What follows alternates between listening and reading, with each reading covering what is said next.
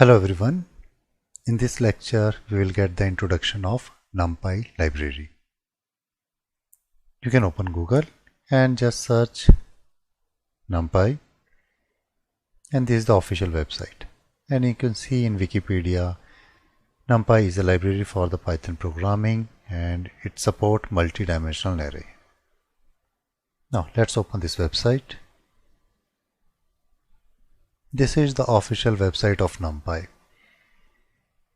You can see this is a powerful n-dimensional array object and it provides different functions. So you can go here, getting NumPy. There are different options. From this website you can see how to install NumPy. The first option is using the pip command. So here in this website you can go and see this command, pip install NumPy. You can copy it and open command line prompt, paste the command here and install. Now in this system it is already installed. So you can see requirement already satisfied. Now if it is not there, it will install. This is a one option. Now another options you can see here. Usually data scientists, they install Anaconda. Okay, this is official website and you can see here Anaconda is a free and open source distribution of Python and R programming languages for scientific computing. The advantage of this is all the packages which are required for data scientists are there. So we don't have to install individually. So you can open here in this website, you can download and you can install this. This comes with Jupyter notebook. So I'll show you here. From here you can download and install depending on your operating system. This is for Windows. And see here, what is Anaconda? This is the most popular Python data science platform. You can go through this website and understand this.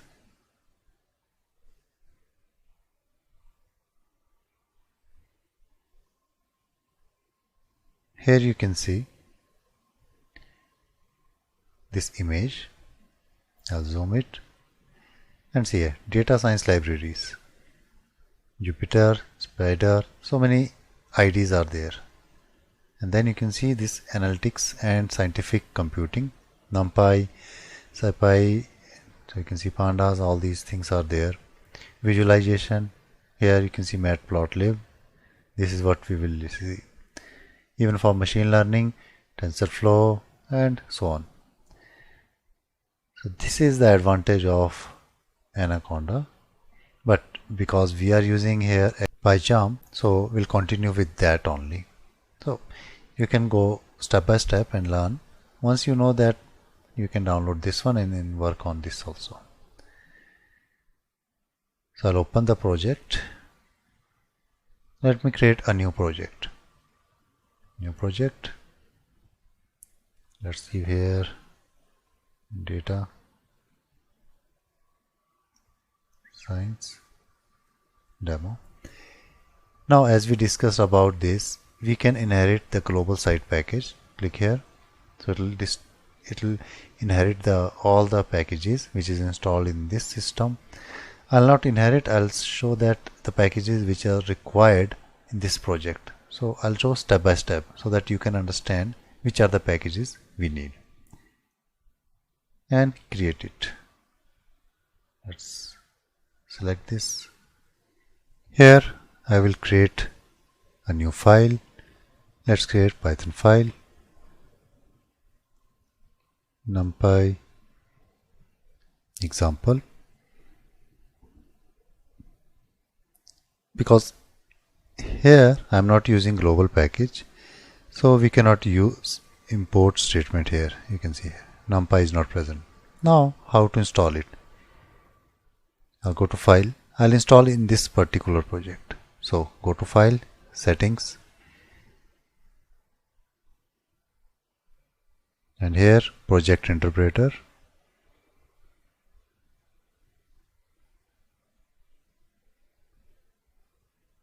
From here you can click on this plus symbol and search NumPy.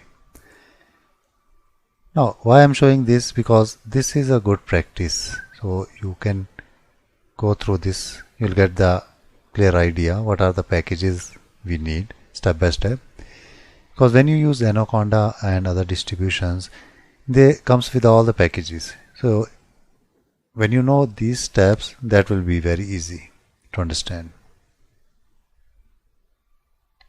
Let's install this. Now it is installed.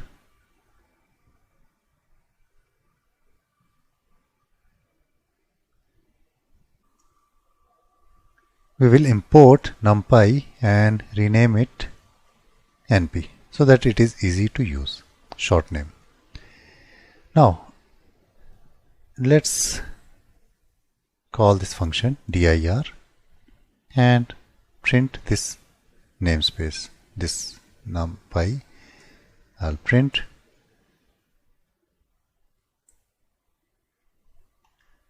I'll right click, run it.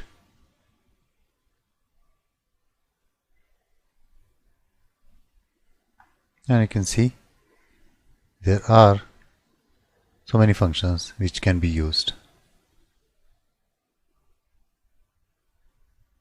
Right.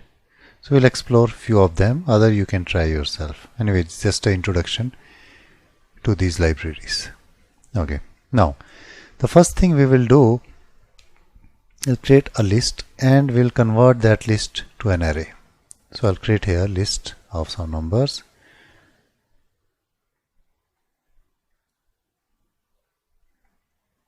Okay, now this is a list, and using this function array, I'll pass this list. This will convert, and you can see different parameters here. This will convert this list into array. Now I'll print this array and I'll print the type. Okay, let's test it. And see here, this is a class, and what is the class here? You can see inside NumPy it is ND array. Now this list is converted to an array, and we can use different functions here. Let's see some functions. So I'll call this shape. This will give the shape of this array. Right now it is one dimensional, so it is showing 5. We'll see later two-dimensional array. Now I'll call another function. Let's call here sum. So it will add all the elements in the array. And see here.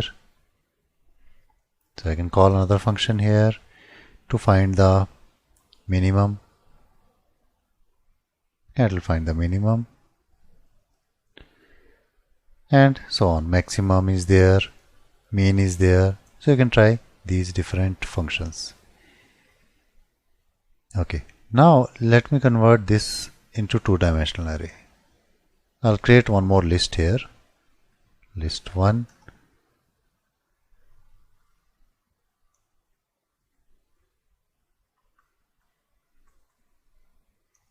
and now I'll pass another list here.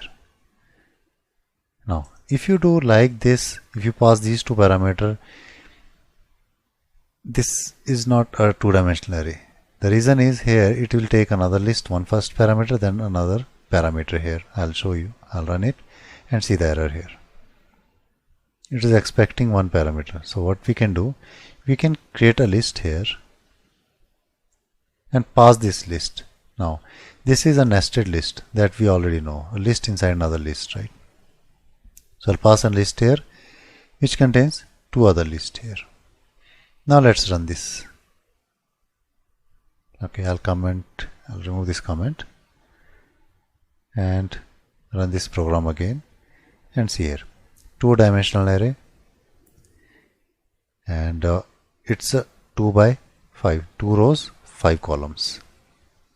Total sum, and let me see which function it is. Yeah, it's a minimum is 12, mean is 204.6, and you can see here. Now here if I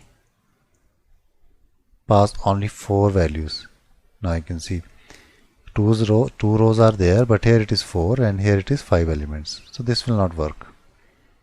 See the error here. So in matrix, because it's a matrix, right, array, so we have to pass here same number of elements. Now it will work.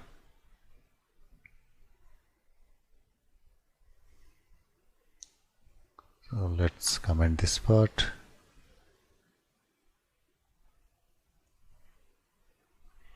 Next you can see indexing.